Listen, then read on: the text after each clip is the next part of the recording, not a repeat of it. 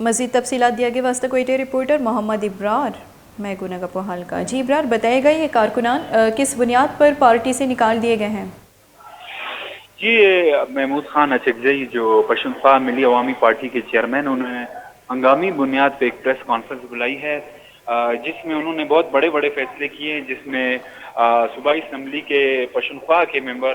نصر اللہ زیری اور دیگر ان کے جو سینئر قائدین تھے، عیسیٰ روشن، یوسف خان کاکڑ، قادر آغا اور خوشحال قاضی سمیت دیگر کو جو ہے پارٹی رکنیت سے معطل کر دیا گیا ہے۔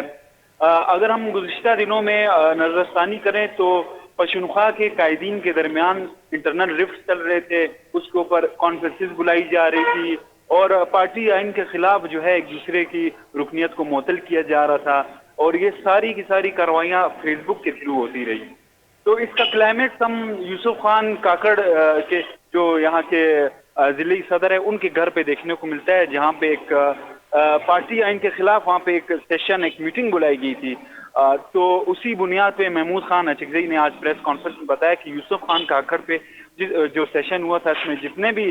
پشتونخوا کے ممبران شامل تھے ان سب کو پارٹی رکنیت سے معطل کیا گیا ہے۔ جی بہت شکریہ تفصیلات دینے کے لیے ابرار۔